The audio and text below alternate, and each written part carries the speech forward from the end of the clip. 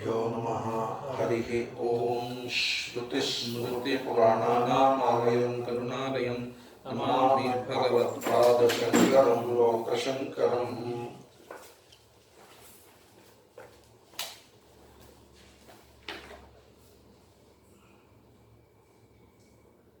शतशीति फलं चोक्त्वाध्येयं साधनयतः मतदन्यत् प्रसङ्ख्यानात् प्रसिद्धार्थमिहेष्यते। तस्मादनुभवायैव प्रसञ्चक्षेत यत्नतः त्यजन् साधन तत्साध्यविरुद्धं శమనాదిమాన్ అంతవరకు వచ్చాం. అంటే పూర్వపక్షాన్ని పూర్తి చేసినాం. ఈ పూర్వపక్షము దాన్ని ఎవరో మీమాంసకులు పెట్టిన పూర్వపక్షంలాగా చూడకూడదు. అది భాష్యకారులు ఆ సెన్స్లో దాన్ని వర్ణిస్తున్నారని నేను అనుకోను. ఈ పూర్వపక్షం మనలో ఉన్నది. మీరు లోకంలో ఉంది ఈ పూర్వపక్షం, మీమాంసకుల్లో ఉండడం కాదు, పుస్తకాల్లో ఉండడం. లోకంలో ఉంది పూర్వపక్షం. లోకంలో జనులు సాధననిష్ఠులుగా ఉంటారు. అంటే వాళ్ళకి ఏదో ఒక సాధనం అప్పచెప్పేస్తే దాంట్లో పడి కొట్టుకుంటూ ఉంటారు. ఒక సాధనం అప్పచెప్పాలి. చిన్నపిల్లలకి తల్లి పని చేసుకునేప్పుడు చిన్నపిల్లాడు ఏడుస్తుంటే వాడికి ఒక ఏమిటి గిలక లేకపోతే బొమ్మ ఏదో ఇస్తుంది. దాంతో వాడు పీక్కుంటూ ఉంటాడు. దాన్ని మా చిన్నప్పుడు ఏం చేసేవారంటే పాలకాయలని పిండిని చేసి పిండితోటి గట్టిగా నూనెలో వేయించి చాలా గట్టిగా ఉంటుంది. అది పళ్ళ మామూలుగా వాడి పళ్ళు పోతాయి. ఆ పాలకాయ పిల్లవాడికి ఇస్తే అది వాళ్ళు నోట్లో పెట్టుకుని చప్పలించుకుంటూ కూర్చుంటాడు. ఇంకేడవాడు అమ్మ ఈ లోపల తల్లి వంట పూర్తి చేసుకుంటాడు. జనులు అన్నట్టు వాళ్ళు ఈ గురువులు ఏం చేస్తారంటే వాడికి సాధన ఇచ్చేస్తారు. సాధన నిష్ఠత్వంలో పడేస్తారు తీసుకెళ్ళి. అంటే హనుమాన్ చాలీసా 1,00,000 సార్లు పారాయణ చేయమంటాడు. గణపతి ఉపనిషత్తు 1,00,000 సార్లు పారాయణ చేయమంటాడు. 24 hours శ్రీరామ జయ రామ జయ జయ రామ అంటాడు. అయితే 1,000,000 కుంకుమ పూజ చేయమంటాడు. వీళ్ళందరూ కూడా సాధన నిష్ఠులు. వీడు హనుమాన్ చాలీసా 1,00,000 సార్లు పారాయణ చేస్తానంటాడే తప్ప హనుమంతుడు అంటే ఎవడు తెలియదు. వాడికి హనుమంతుడి మీద ఉన్న దృష్టి హనుమాన్ చాలీసా మీద, దాని పారాయణ మీదే ఉంటుంది. వాడు సాధన నిష్ఠుడు. కర్మవాదులందరూ సాధన నిష్ఠులే. కర్మవాదులకి దేవతలతో సంబంధం ఉండదు. నేను మీకు చెప్పాను ఒకసారి, ఒక పురోహితుడిని ఒక విద్యార్థి దేవుడు అంటే ఏమిటి దేవుడు అంటే ఏమిటని విసిగిస్తే నా ప్రాణం తీగిరాను. నాకు తెలియదురా దేవుడు అంటే ఏమిటనో. నాకు తెలుసున్నది పూజ చేయడం మాత్రమే. వాడు సాధన నిష్ఠుడు. ఏనులు అలా ఉంటారు. ఈ పూర్వపక్షంలో నైస్గా ఫిట్ అవుతారు వాళ్ళు. కొంతమంది సాధ్యనిష్ఠులు ఉంటారు. అంటే సాధ్యనిష్ఠులు అంటే ఆ దేవతలని భావన చేస్తూ ఉంటాడు. సాధన ఉంటుంది. సాధన నిష్ఠుడికి సాధ్యం గురించి కొద్ది గొప్ప తెలుస్తుంది. ప్రధానంగా సాధన అనే అభిప్రాయం. హనుమంతుడి మాట ఇవ్వడం నా అభిప్రాయం కాదు. బేసిక్గా వాడికి హనుమంతుడి గురించి పెద్ద పట్టింపు ఉండదు. చాలీసా మీదే ఉంటుంది దృష్టి. అలాగే సాధ్యనిష్ఠులకి సాధన ఉంటుంది, ఏదో జపం ఏదో ఉంటుంది, కానీ సాధ్యం మీద ధోరణి నిష్ఠ ఎక్కువ ఉంటుంది. సాధ్యము వీడి మనస్సు చేత నిర్మించబడిన సాధ్యమే. ఇట్ ఈజ్ అన్ ఆంథ్రోపోమార్ఫిక్ సాధ్య. అది వీడికి అన్ని తెలివితే అట్లా లేవు. వీడు పెట్టింది కాదు అది. అది ఎవడో ఒకడు పెట్టాడు. In the process of time. దీనికి ట్రెడిషన్ అని పేరు కదా, సంప్రదాయం. ఎవడో ఒకడు పెట్టాడు. 17వ శతాబ్దంలో 18వ శతాబ్దంలో ఎవడో పెట్టాడు. పోనీ 10వ శతాబ్దంలో పెట్టాడు అనుకోండి. What difference it makes. ఒకడు పెట్టిన దాన్ని చిలవలు పొలవలు అల్లి దాని అలా అలంకారాలు చేసి చేసి చేసి వీడు అందిపుచ్చుకుంటాడు. దానికి నిష్ఠుడే ఉంటాడు. వాడు సాధ్యనిష్ఠుడు. సాధన ఉంటుంది. సో ఈ విధముగా సాధన నిష్ఠులు సాధ్యనిష్ఠులు వాళ్ళకి వేదాంతం చెప్తే అది వాళ్ళకి బుర్రకెక్కదు. ఎందుకంటే వేదాంతంలో సిద్ధనిష్ఠ ఉంటుంది, సాధన నిష్ఠ ఉండదు, సాధ్యనిష్ఠ ఉంటుంది. సిద్ధనిష్ఠ, సిద్ధము. మీకు మెడిటేషన్లో కూడా ఈ పాయింట్ ఓ రకంగా వచ్చింది. సిద్ధమునందు నిష్ఠ ఇక్కడ. యద్విద్యతే తస్మిన్ నిష్ఠ, యదస్తి దాని మీద నిష్ఠ. సదసి కాబట్టి వీళ్ళు సాధన నిష్ఠయందు సాధ్యనిష్ఠయందు డిఫరెంట్ డిగ్రీస్లో ఇరుక్కుపోయి ఉంటారు. దాని నుంచి వాడిని డిస్లాడ్జ్ చేసి సిద్ధనిష్ట సన్నిష్ట అంటే సిద్ధనిష్టమే. వస్తువు నిత్య సిద్ధము, దాని అది సాధ్యము కాదు కాబట్టి సాధనం యొక్క ప్రసక్తి ఉండదు. దాని యందు వీడికి నిష్టని కుదర్చవలేము. అది ఇక్కడ చర్చ. తర్వాత మీరు ఇంకొక సంగతి మీరు గమనించండి. అన్వయాన్ని ఏముంది, అన్వయం మీరు బాగానే మీరే చేసుకోవచ్చు. అన్వయం కూడా నేను కొంత చెప్తాను. నేను దాంట్లో ఉండే స్పిరిట్ మీ ముందు పెట్టే ప్రయత్నం చేస్తున్నాను. లోకంలో జనుల యొక్క లక్షణం ఏమిటో చెప్పుకుంటారా? ఈ కోతి, తెలుగులో సామెత ఉంటుంది, కోతి పుండు బ్రహ్మ రాక్షసి అని. అంటే కోతికి పుండు అవుతుంది, అంటే అది ఇటువంటి ఎంత ఉంటుందంటే అదేదో షార్ప్ ఎండిపోయిన కొమ్మ, ఆ షార్ప్ పెట్టి దానికి రాసుకుని పుండు అవుతుంది. పుండు తగ్గిపోతుంది, దానికి మందు మాకు అక్కర్లా, తగ్గిపోతుంది. బాడీ హీల్స్, తొందరగా తగ్గిపోతుంది, మంచి ఇమ్యూనిటీ ఉంటుంది, తగ్గిపోతుంది. అంచేతనే కోతులకు ఆయింట్మెంట్లు డాక్టర్లు ఏమో అక్కర్లా. కానీ కోతి స్వభావం ఒకటి ఉంది. అదేమిటంటే ఆ పుండు తగ్గిపోతే అప్పుడు పెచ్చు కొడుతుంది. అంటే అక్కడ ఆ బ్లడ్ ఏం చేస్తుంటే ప్లేట్లెట్స్ అన్నింటినీ జమ చేసి కవర్ చేస్తుంది. సో దట్ ఇన్ఫెక్షన్ నుంచి ప్రొటెక్షన్ వచ్చింది. ఇది ఆ పెచ్చుని ఇలాగా అండ్ పుండు ఎక్స్పోజ్ అవుతుంది. ఈ పని చేస్తూనే ఉంటుంది. ఆ కోతి సఫర్ అవుతుంది. మళ్ళీ అది హీల్ అవుతూ ఉంటే, బాడీ హీల్ చేస్తుంటే మళ్ళీ ఇది పీకుతూ ఉంటుంది. జనులు అలా ఉంటారు. జనులు ఈ సాధన సాధ్యముల ప్రవాహంలో కొట్టుకుపోతూ ఉంటారు. సిద్ధ ఎరగరు. వాడికి సిద్ధం ఎందుకు? సిద్ధం అంటే అటువంటిగా ఉంటుంది అన్నట్టుగా ఏవో సిద్ధులను ఏవో ఊహించుకోవడం, that is all nonsense. సిద్ధ వస్తువు అనేది ఎరుగరు వాళ్ళు. వాళ్ళకి సాధన సాధ్య ప్రపంచంలో ప్రవాహంలో పడి కొట్టుకుపోతూ ఉంటారు. లౌకికులు అంతే, వైదికులు అంతే, తేడా ఏం లేదు. లౌకికులు అర్థకామాలని పట్టుకొని కొట్టుకుపోతూ ఉంటారు, వైదికులు ధర్మాన్ని పట్టుకొని కొట్టుకుపోతూ ఉంటారు. చోదనా లక్షణోర్థో ధర్మ అని ముందే డెఫినేషన్ పెట్టేసుకునే దానికి ఆ ప్రవాహంలో కొట్టుకుపోతూ ఉంటారు. వాళ్ళు ఆ ప్రవాహంలో వెళ్ళిపోతుంటే, అలా వేగంగా వెళ్ళిపోతుంటే మీకు ఎలా ఉంటుంది? ఆయాసం రాదు, దుఃఖం కలగదు.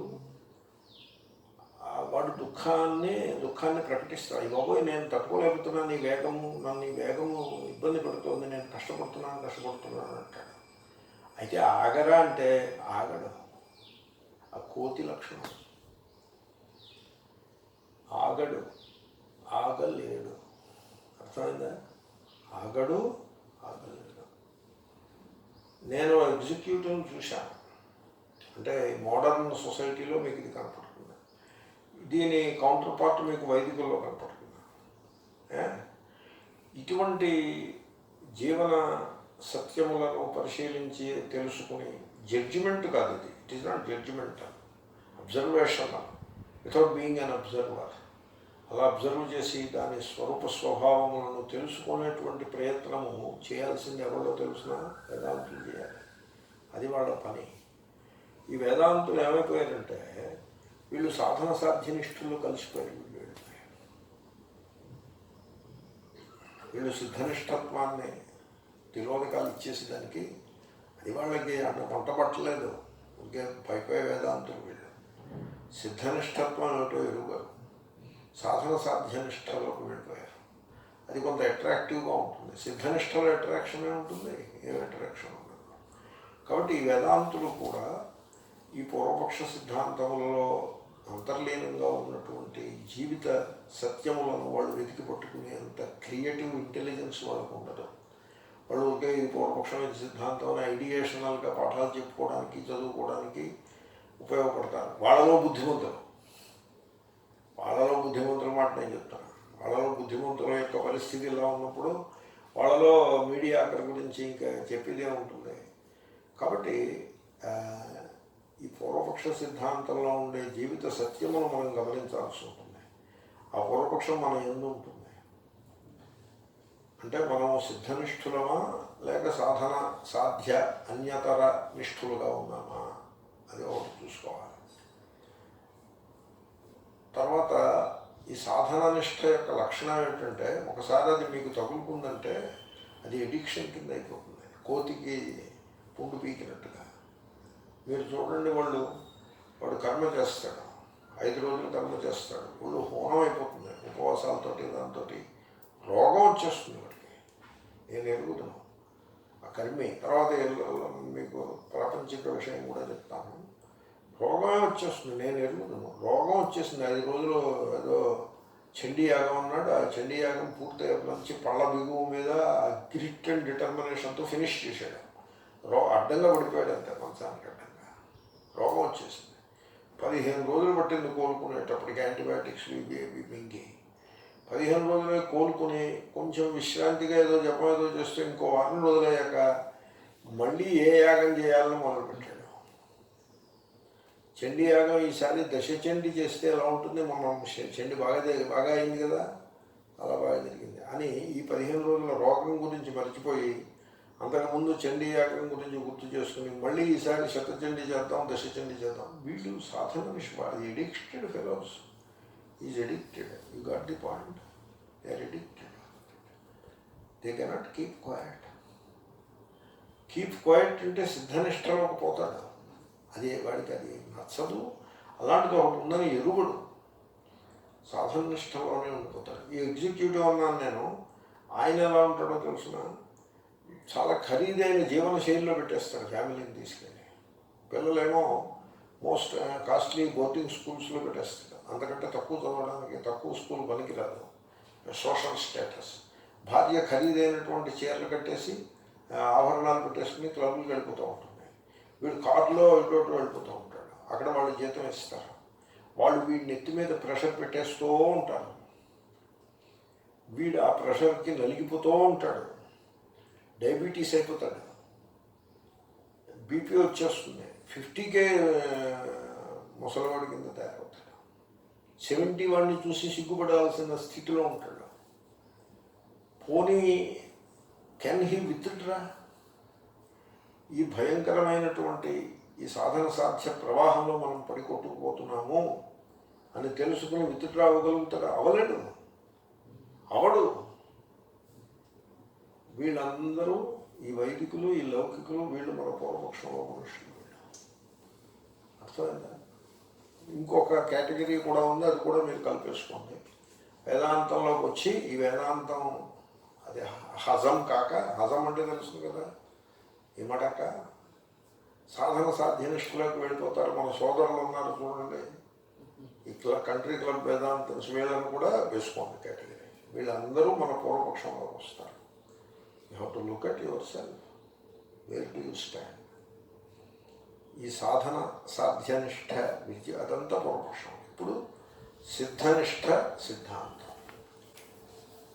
నైతదేవం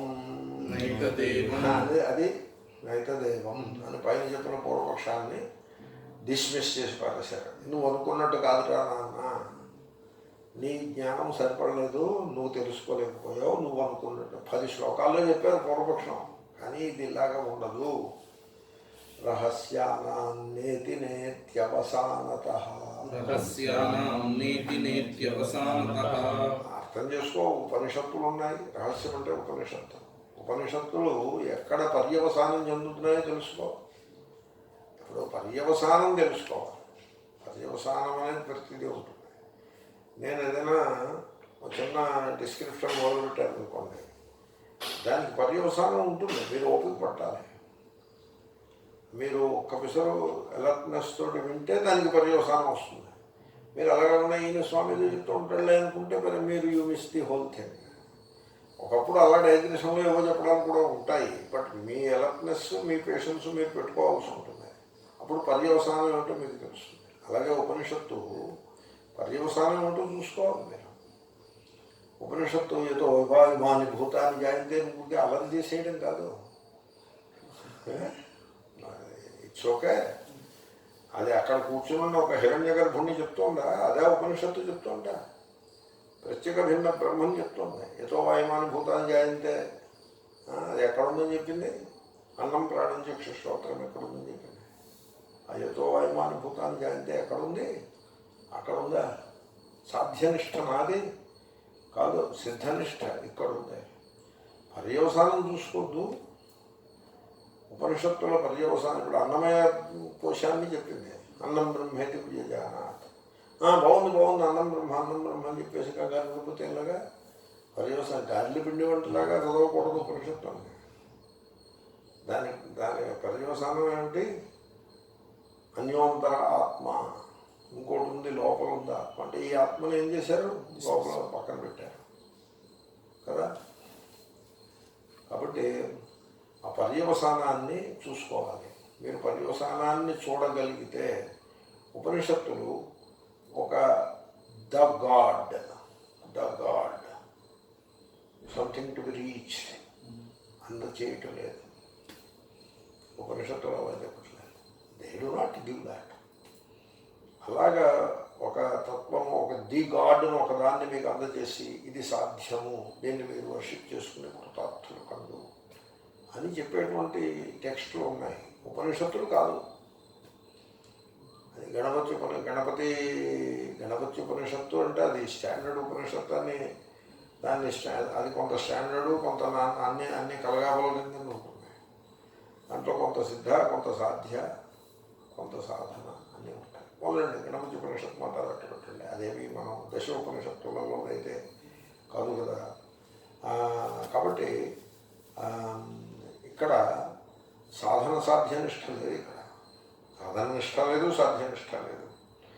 కేవలము నెగేషనే ఉంటుంది.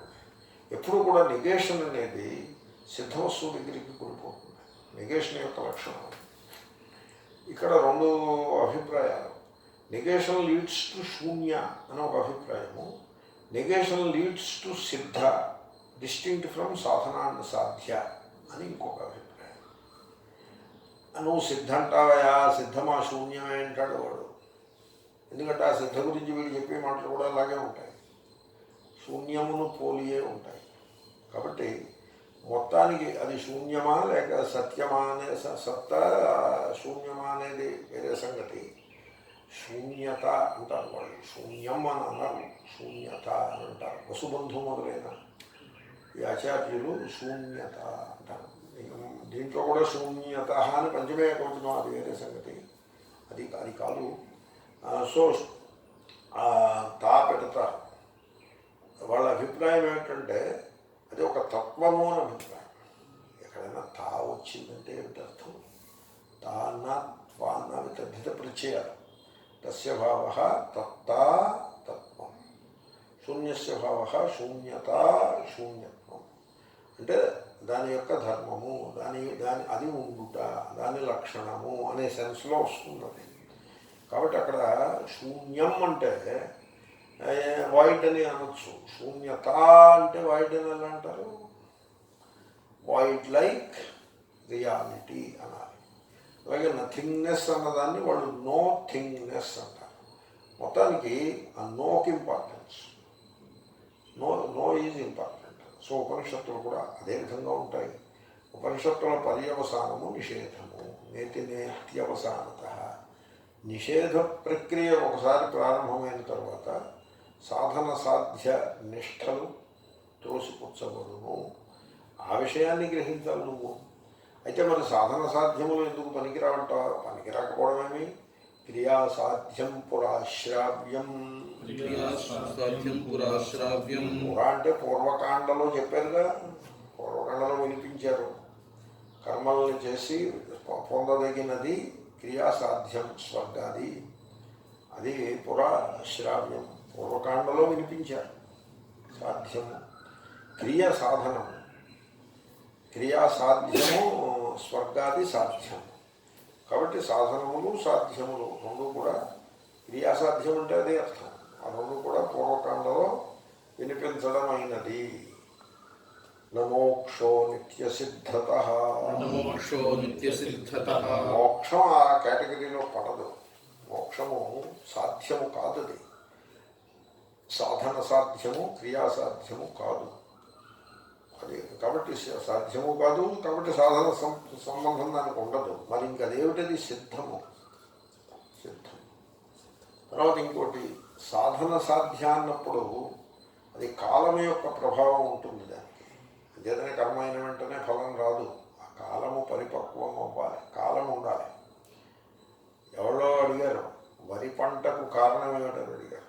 వరి పంట ధాన్యం బస్తాలు వచ్చాయి, దీనికి కారణం ఏమిటని అడిగారు. అంటే ఒకడు నేల అన్నాడు, ఇంకోడు నీరు అన్నాడు, ఇంకోడు వర్షం అన్నాడు, ఇంకొకడు విత్తనాలు అన్నాడు, ఇంకోడు ఎరువులు అన్నాడు. ఓ ఫిలాసఫర్ లేచి కాలము అని చెప్పాడు. Very true. ఎందుకంటే ఇంతకుముందు చెప్పినవన్నీ ఉండి కూడా కాలం లేకపోతే మీకు వరి పంట ఉండదు. కాలం ఉండాలి. ఒక గింజ 10 గింజలు అవ్వడానికి ఇవన్నీ ఉండి ఇంకా తర్వాత ఇంకేం ఉండాలి? కాలం ఉండాలి. కాబట్టి కాలం అనేది వీళ్ళు గమనించరు. న్యూటన్నే గమనించలేకపోయాడు. లాస్ ఆఫ్ మోషన్ చెప్పినప్పుడు కాలం లేకపోతే మోషన్ ఉంటుందా? ఉండదు కదా. గమనించాడు, అంత మాత్రం గమనించాడు ఆయన. కానీ దాన్ని అబ్సల్యూట్ చేసి పెట్టాడు. కాలం అబ్సల్యూట్, కాలం అబ్సల్యూట్ చేయకూడదు. That is he's the problem. Einstein వచ్చి కాలం అబ్సల్యూట్ కాదన్నాడు. నేను మొన్న చెప్పాను చూడండి, గురువు అబ్సల్యూట్ చేసి పెట్టాను. గురువు అబ్సల్యూట్ ఉండడు. అబ్సల్యూట్ గురువు ఉండడండి. అబ్సల్యూట్ గురువు ఉన్నాడంటే ఇంకా మీకు బుర్ర లేదని అర్థం. ఒక ఆయన చెప్పాడు, నేను పుట్టిన తర్వాత ఏడవలేదు. ఆయన గురువు. పుట్టాక నేను ఏడవలేదు, మా అమ్మ బెంగపెట్టుకుంది, ఆ ఆయా కూడా బెంగపెట్టుకుంది. అప్పుడు నేను ఆలోచించాను వీళ్ళ బెంగను తీర్చే ఉపాయం ఏమిటా అని ఒకసారి ఏడ్చాను అని చెప్పాడు. అంటే గురువు అప్పటి నుంచే గురువు అయినా. అప్పుడు వీళ్ళందరూ చప్పట్లు. Look at that. అంటే people are very gullible and credulous. దేనినైనా నమ్మడానికి సిద్ధంగా ఉంటారు. ఒక గుడ్డి ఆయన ఒక ఆయన ఉన్నాడు. ఆయన కనపడదు, కానీ కర్ర ఉంటే చూపుతో సమానం. చేతిలో కర్ర ఉంటే ఆయన టెడ్ లెక్చర్కి వచ్చాడు. కనపడదు, కళ్ళలో పెట్టుకుని వచ్చాడు. కనపడదు, కర్ర లేదు చేతిలో. కానీ ఆయన పాదముల దగ్గర సెన్సర్ ఉంది. దాంతో అంతకుముందే కొంత అభ్యాసం కూడా చేసుకుని ఉంటాడు. డయస్ మీద, జబర్దస్త్ డయస్ మీదకి వచ్చాడు. అలాగే ఆడియన్స్ని చూస్తున్నాడు, మాట్లాడుతున్నాడు. 3-4 నిమిషాలు మాట్లాడాడు. మాట్లాడిన తర్వాత అడిగాడు, కెన్ ఐ సీ యూ అని అడిగాడు. ఎమ్ ఐ సీయింగ్ యూ అని అడిగాడు. అవును, ఎస్ యు ఆర్ సీయింగ్ అస్ అని చెప్పారు వాళ్ళందరూ. నేను కళ్ళజోడు పెట్టుకున్నానా అని అడిగాడు. అవును పెట్టుకున్నారు కదా అన్నాడు. నా కళ్ళజోడికి గ్లాసెస్ లేవు అని తీసి ఇలా 2 వేళ్ళు పెట్టాడు. చిల్లులు ఉన్నాయి, గ్లాసెస్ లేవు. అప్పుడు అంటాడు ఆయన, మీరు 100 మంది కూర్చొని ఉన్నారు, పెద్ద చదువుకున్న వాళ్ళు. మీరు అందరూ ప్రిసంప్షువస్ పీపులే. You presume that I have eyesight. I don't have eyesight. You presume that I'm wearing a pair of glasses. I don't have a pair of glasses. You presume. You presume like that. In the same way, you presume that there is a medicine in homeopathy. There is no medicine there. You presume that more you dilute, till Avogadro number you dilute it, then it will cure, it will have more power. You are presuming there is nothing there.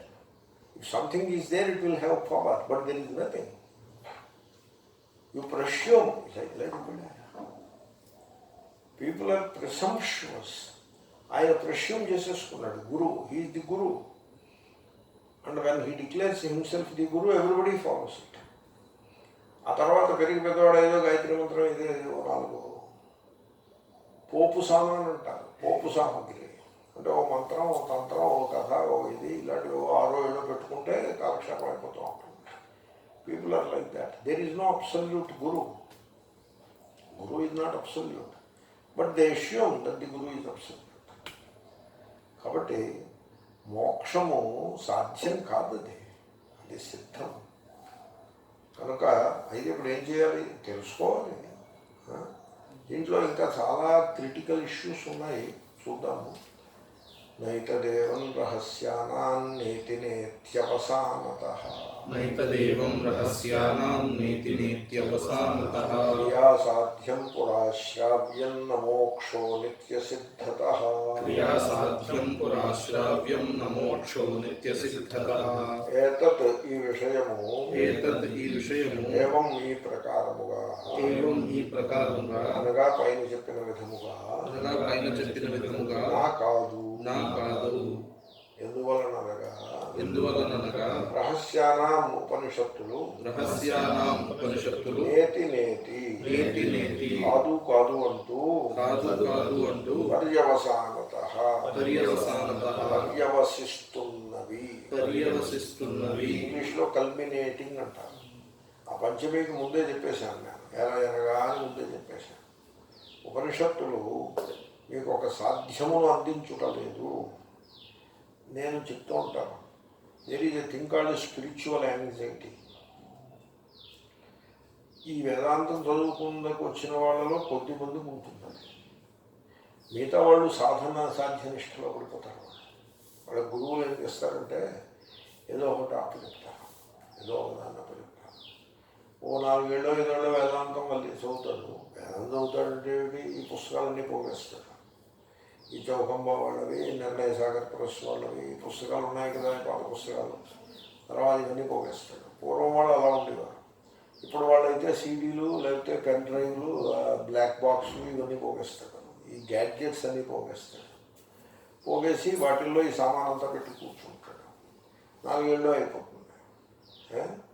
4 ఏళ్ళు అయిపోతే వాడు వేదాంతానికి పనికిరాడు. వాడికి సిద్ధనిష్ట ఉండదు. ఎప్పుడు గురువుగారు వెంటబడి ఆ గురువుగారిని ఇబ్బంది పెడుతూ ఉంటాడు. ఆయన్ని నేనేం చేయాలి అన్నట్టుగా ఆయన వెంటబడతాడు. అప్పుడు గురువుగారు ఏం చేస్తారంటే ఆయన దానికి తగ్గట్టుగానే ఉంటాడు. ఈ సిద్ధనిష్ట లేదని తెలిసిపోతుంది కదా, వెంటబడి వాడికి సిద్ధనిష్ట ఉంటుంది. కాబట్టి వాడికి ఏదో ఒక సాధనాన్ని అప్పచెప్తాడు. సాధనాన్ని అప్పచెప్పి నువ్వేం చేస్తావంటే, అవును నువ్వేం చదివావు, నేను బీటెక్ ఆర్కిటెక్చర్ చేశాను. అలాగా, సరే అయితే మనం ఆ ఊళ్ళో టెంపుల్ ఒకటి కడుతున్నాం కదా, నువ్వు అక్కడికి పో.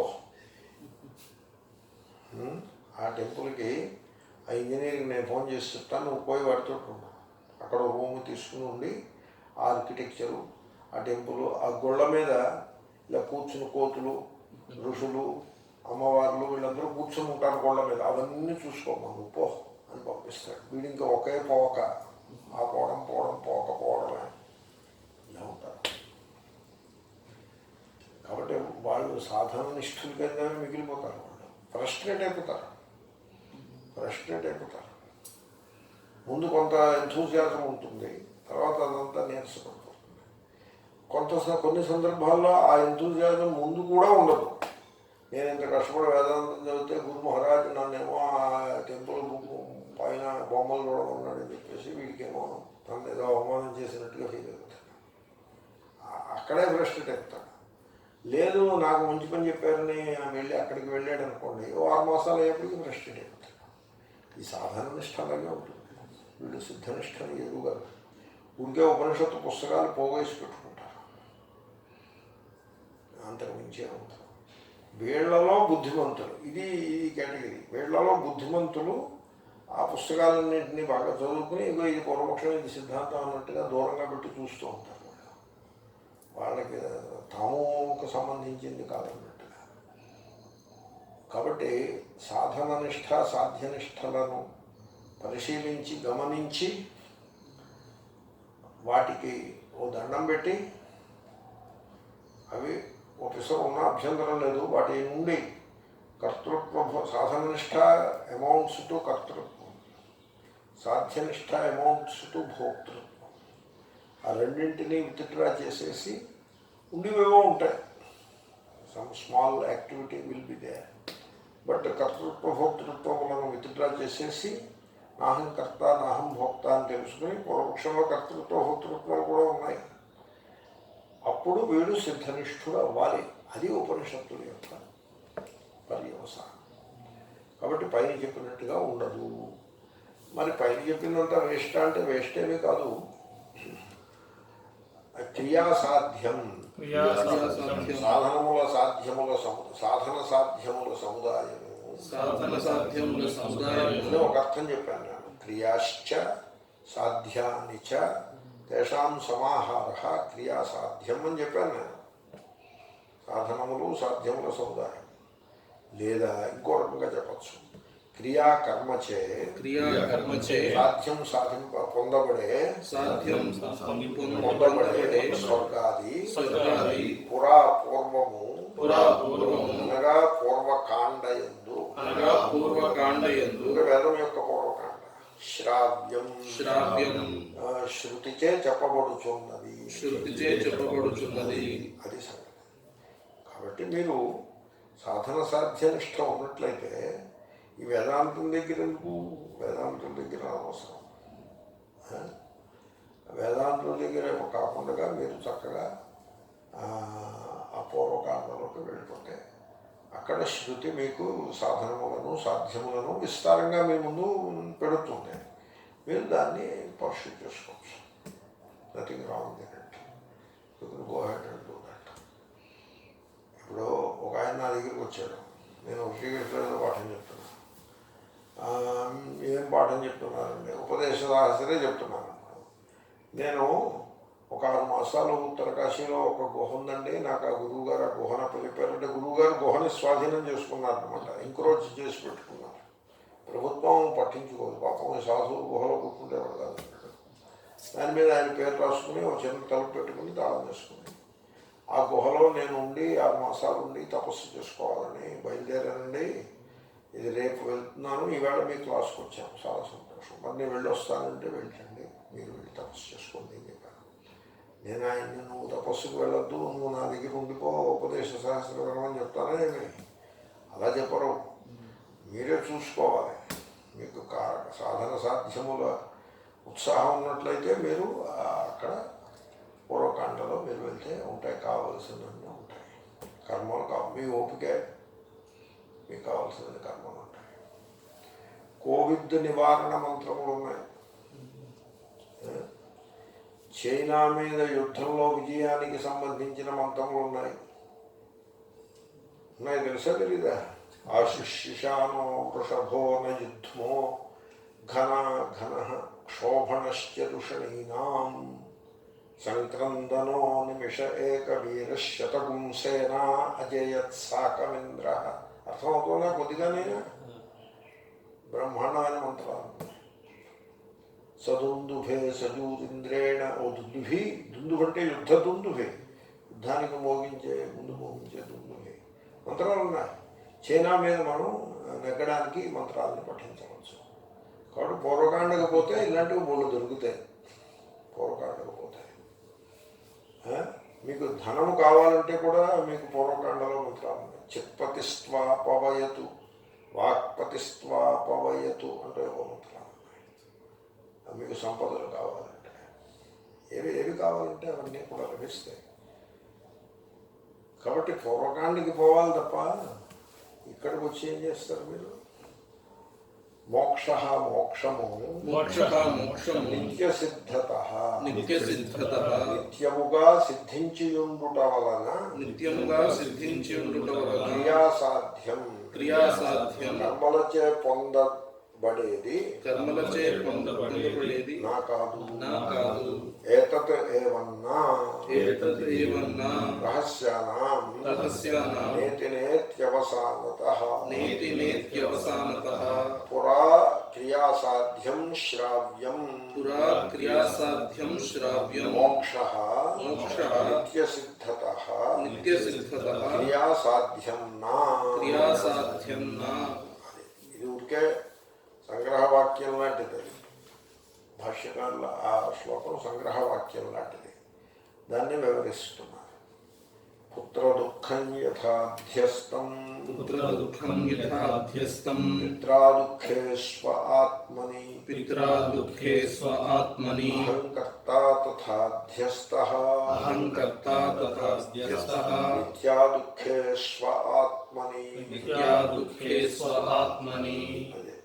ఇప్పుడు పుత్ర దుఃఖము అనేది ఒకటి ఉన్నది. ఒక ఆయన నా దగ్గరికి వచ్చారు. 70 ఏళ్ల వయస్సు. స్వామీజీ మీరు నాకు మార్గదర్శనం చేయాలి. నేనేం మార్గదర్శనం చేస్తాను? నేనేం గురువును కాదు, నా దగ్గర మంత్రాలు ఏమీ లేవు, తంత్రాలు అసలే లేవు. వాళ్ళెవరో పుట్టగానే ఏడవకుండా గురువులు అయిపోయిన వాళ్ళు ఉన్నారు, పుట్టినప్పటి నుంచి గురువులు అయిపోయిన వాళ్ళు ఉన్నారు, వాళ్ళ దగ్గర ఏమైనా ఉంటుంటాయి. నా దగ్గర ఏముంది? నా దగ్గర ఏమీ లేదు బాబోయ్ అని చెప్పినా కూడా ఎవడో ఒకడికి నా దగ్గరికి వస్తాడు. ఎందుకు వస్తాడంటే బై డిఫాల్ట్ వస్తాడు. ఒకసారి ఒక ఆయన నా వెంటబడ్డాడు, మీరు మా ఇంటికి భిక్ష రావాలి, కథలో కథ ఇది, మీరు మా ఇంటికి భిక్ష కావాలి. సరే వస్తానండి, కొంచెం దూరంగా ఉంది కదా, సందర్భంగా కూడా వస్తాను. ఆఖరికి ఆయన పిలిచి విసిగెత్తి, చూడండి పీఠాధిపతుల్ని పిలిచినా వాడు రాదు, వాళ్ళని పిలిచి భిక్ష ఇచ్చేంతటి స్తోమత మాకు లేదు. ఇంట్లో సన్యాసికి భిక్ష ఇవ్వాలని మా అమ్మ నా ప్రాణం తీస్తోంది. నాకు కనపడ్డ సన్యాసి మీరు ఒక్కడే ఇటువంటి తిరుగుతూ కనపడుతున్నారు. ఓసారి వచ్చి 2 మెతుకులు తిని వెళ్ళవా, మా అమ్మగారు సంతోషిస్తారంటే సరే పదాన్ని వెళ్ళి ఆ వేళే వెళ్ళి భోజనం చేసి వచ్చాను. ఎందుకంటే పాపం ఆయన అన్ని యావెన్యూస్ ఎగ్జాస్ట్ అయిపోయి ఇంకా సన్యాసి దొరకని నా దగ్గరికి వచ్చాడు. I appreciate it. ఎందుకంటే పీఠాధిపతుల్ని పిలిస్తే వాళ్ళు ఏమి వెళ్ళరు, ఏమనుకో. సరిగ్గా చికాగోలో నన్ను అలాగే పిలిచాడు ఒక ఆయన. నేను ఆ స్వామిని పిలిచానండి, ఆయన $500 ఇస్తే వస్తానన్నాడు, మీరు ఎంత పుచ్చుకుంటారని అడిగాడు. నాకేమీ ఇవ్వక్కర్లేదు, నాకేమీ ఇవ్వదు. వెళ్ళేప్పుడో వచ్చేప్పుడో స్టార్బక్స్ కాఫీ నేనే నీకు కొని పెడతాను, భిక్ష మాత్రం పెట్టు అని వెళ్ళి వాళ్ళు ఉంటాం. ఎందుకంటే అతను నిరుత్సాహం. కాబట్టి ఆ రకంగా నా దగ్గరికి వచ్చే వాళ్ళు కూడా కొద్దిమంది ఉంటారు. ఈ పెద్ద ఆయన నా దగ్గరికి వచ్చాడు. ఇందుకే ఆయన సమస్య ఏమిటంటే పుత్ర దుఃఖం. That is the problem. నేను బతుకుండగా పుత్రుడు పోయాడు. ఏమండి మీరు ఈ లోకంలోకి వచ్చేప్పుడు ఏదైనా మెమరాండం ఆఫ్ అండర్స్టాండింగ్ రాసుకుని వస్తారా ఏమి? ఆ కాలపురుషునితోటి మెమరాండం ఆఫ్ అండర్స్టాండింగ్ పెట్టుకుని నేను ముందు పోవాలి, తర్వాతనే నా కొడుకు పోవాలి అని అలాగే వస్తారా? మీరు మెమరాండం ఆఫ్ అండర్స్టాండింగ్ మీ కొడుకు అలా వస్తారండి లోకంలోకి అలాగా. అందుకే ఆయన సమస్యది. నేను ఒక ప్రశ్న అడిగాను, ఏమండి మీరు చాలామంది దగ్గరికి వెళ్తే మిమ్మల్ని చాలామంది సముదాయించి ఓదార్చి సింపతిని ఎక్స్ప్రెస్ చేసి అలా అయి ఉంటుంది అన్నాను. అంటే అవునండి, చాలామంది ఓదార్చే ప్రయత్నం చేశారు, సముదాయించారు, సింపతిని కండోలెన్సెస్ని చాలామంది చెప్పారు. ఇప్పుడు నన్ను కూడా ఆపనే చేయమంటారా అంటే ఆయన నాకేసి ఇలా చూశాడు. అవును మరి నా దగ్గరికి ఎందుకు వచ్చినట్టు? So you want me to sympathise with you? You had enough of sympathy. Condolences, you must be having enough of them already. సముదాయించడం, ఓదార్చడం మీ ఇంట్లో వాళ్ళు నాకంటే బాగా చేస్తారు, నాకు అంత తెలివితేటలు కూడా లేవు. మీరు నా దగ్గరికి ఎందుకు వచ్చారు? ఇటండి ఆయన అన్నాడు, నీకు అసలు నాకే తోటలేదు అని ఇప్పుడు ఆలోచించు. ఎందుకు వచ్చాడు అంటే ఏదో వచ్చాడు ఆయన, బై డిఫాల్ట్ వచ్చాడు. అంతేకాని నా దగ్గరికి వచ్చిన పర్పస్ ఏమిటో ఆయన నిశ్చయించుకుని రాలేదు.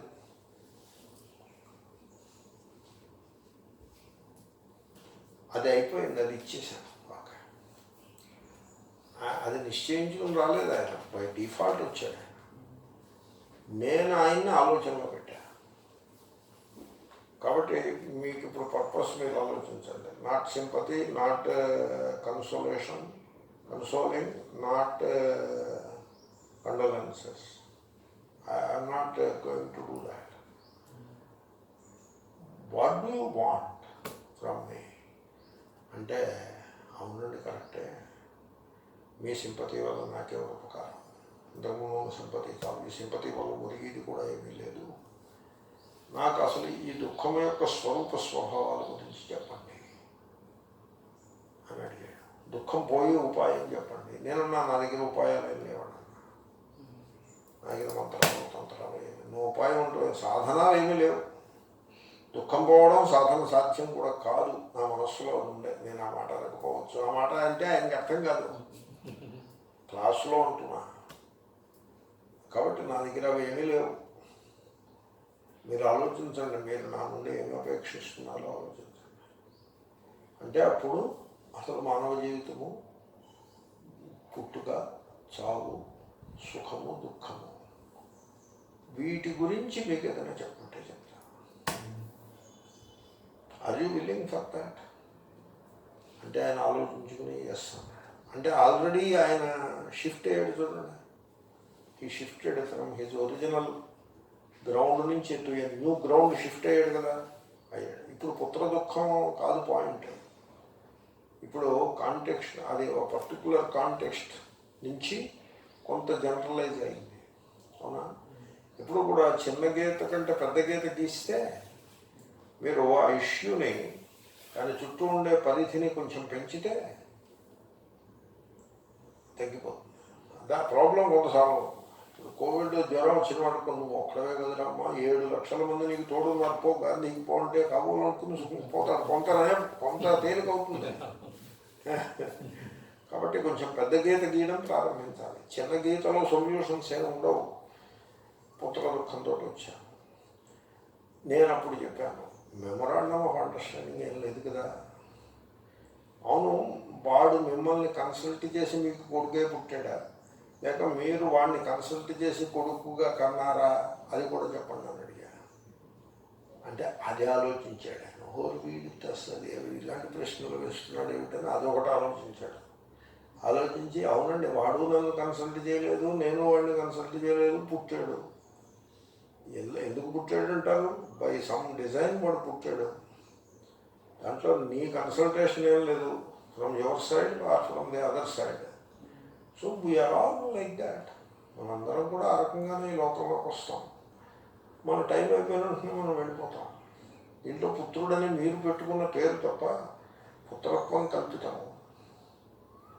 దీంట్లో చాలా సరళమైన విషయం అది. మీరు ఎందుకని దీన్ని అంత సీరియస్గా తీసుకుంటున్నారో నాకు అర్థం కావట్లేదు. పుత్రత్వం కల్పితము. You are wrong. మీ టైం వచ్చినప్పుడు మీరు వెళ్ళిపోతారు. పుత్రుడు మిమ్మల్ని ఆపలేడు. వాడి టైం వచ్చినప్పుడు వాడు వెళ్ళిపోతాడు, తండ్రి వాడిని ఆపలేడు. This is how life goes on. లోకంలో మీరు శ్మశానానికి వాళ్ళు గంటసేపు కూర్చోండి, మీకు తెలుస్తుంది. బాడీలు వస్తూ ఉంటాయి, దాంట్లో యంగ్ ఉంటారు, ఓల్డ్ ఉంటారు, పిల్లలు కూడా వస్తారు, చిన్న పిల్లలు ఉంటారు, అన్నీ ఉంటారు. వాట్ డూ మీన్ బై పుత్ర దుఃఖం అని నేను చెప్పాను. అంటే అప్పుడు ఆయన స్టన్ అయ్యాడు, వేలముఖం వేశాడు. మరి ఒక్కటి డౌట్ ఉండిపోయింది అన్నాను. ఎవడు చెప్పన్నా మరి తద్దినం ఎవడు పెడతాడు? అదే నీ ఏడుపు. తద్దినం ఎవరికి? తద్దినం ఎవరో వాళ్ళు పెడతారు, నీ సమస్య ఉంది కాదు. తలకూరు ఎవరు? దేనికి తలకూరు పెట్టాలి? నీ తలక, దేహం యొక్క తలక? నువ్వు ఉండవు కదా. దేహాన్ని వాళ్ళు ఏదో చేసుకుంటారు. దేహాన్ని మట్టిలో పడేస్తే మట్టి అవుతుంది, గుట్ట మీద పారేస్తే పక్షుల రెట్ట అవుతుంది, నిప్పుల్లో పడేస్తే బూడిదవుతుంది. అది వాళ్ళ సమస్య కాదు, నీ సమస్య కాదు. What is your problem? ఎవడో వాళ్ళు పెడతాడు కొన్ని, నీ ఇష్యూ కాదు కాదు. అంటే మీరు ఇంత కట్ అండ్ డ్రై చెప్తున్నారు. మరి నువ్వు నా దగ్గరికి వచ్చింది, మరి నువ్వు చూసుకో అని దండం పెట్టి వెళ్ళాడు. తర్వాత నాకు ఆయనే చెప్పాడు, నా దుఃఖం పోయిందని నేను చెప్పాడు. అంటే నేను చెప్పాను, నాకు దండం పెట్టాడు. నాదేం లేదురా నాన్న, నువ్వు పెట్టుకున్న అధ్యాసను నువ్వు పరిశీలించుకున్నావు. నేనేమంటే నీ దుఃఖాన్ని పరిశీలించడానికి. నీ దుఃఖం నాకు అనుభవంలో కూడా లేదు. నీ దుఃఖం నీకున్న అనుభవం, అది నాకు ఎలా తెలుస్తుంది దాని గురించి? నేను ఉంటే నువ్వు చెప్తే విని ఊహ చేయాల్సి ఉంటుంది తప్ప ఆ దుఃఖం యొక్క బరువు కానీ దాని సమస్య కానీ నీకు అనుభవంలో ఉంది. కాబట్టి దాన్ని నువ్వు పరిష్కరించుకున్నావు. బీ ఎ లైట్ అంటూ యువర్ సెల్ఫ్ అని నేను చెప్పాను. This is what is being said here. Very simple. దీంట్లో ఇంత కాంప్లికేషన్ ఏమీ లేదు. పుత్ర దుఃఖం ఇలాంటి పిచ్చి పిచ్చి వేషాలు ఈ కంట్రీ క్లబ్ వేదాంతన్స్ వీళ్ళందరినీ గోడ కుర్చీలు వేయించినా కూడా వాళ్ళు బాగుపడరు. వాడు వేదాంతం చదవడం మానేశారు. పుత్రుడనే అంటారు. పుత్రుడు, తండ్రి ఇవన్నీ ఉంటాయి. పర్సనాలిటీ ఉంటుంది, సెల్ఫ్ ఇమేజ్ ఉంటుంది, సెల్ఫ్ ఉంటుంది, కొడుకు ఉంటాడు, కోడల్స్ ఉంటారు, రిలేషన్షిప్స్ ఉంటాయి, ఇంటర్ పర్సనల్ రిలేషన్షిప్స్ ఉంటాయి. నీ తలకాయ ఉంటుంది, నా తలకాయ ఉంటుంది. సరిపడిందా? ఈ అధ్యాసాలన్నీ అట్టు పెట్టుకుంటే అదేం వేదాంతం అండి? అలా ఉంటుందా వేదాంతం? అది సంగతి.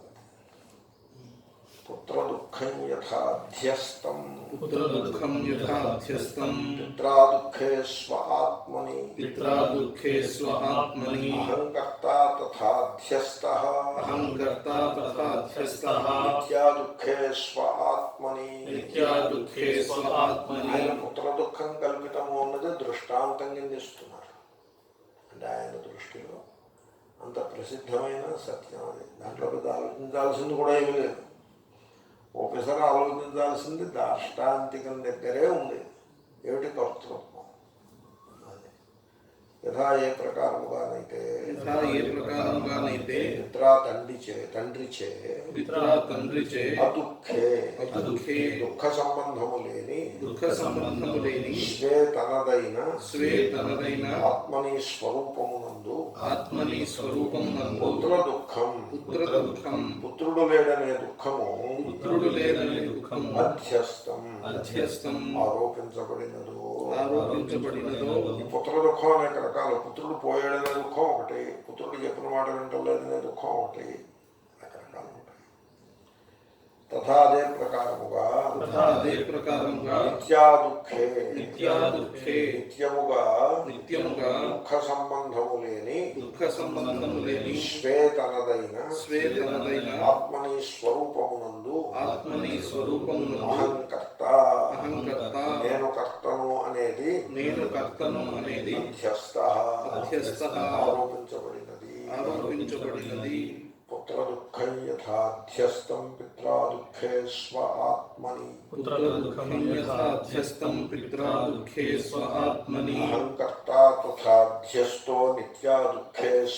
ఆత్మని అహంకర్త తథాధ్యస్తో నిత్యా దుఃఖే స్వ ఆత్మని. పూర్ణమద పూర్ణమిదం పూర్ణాత్ పూర్ణముదచ్యతే పూర్ణస్య పూర్ణమాదాయ పూర్ణమేవావశిష్యతే. ఓం శాంతి శాంతి శాంతి.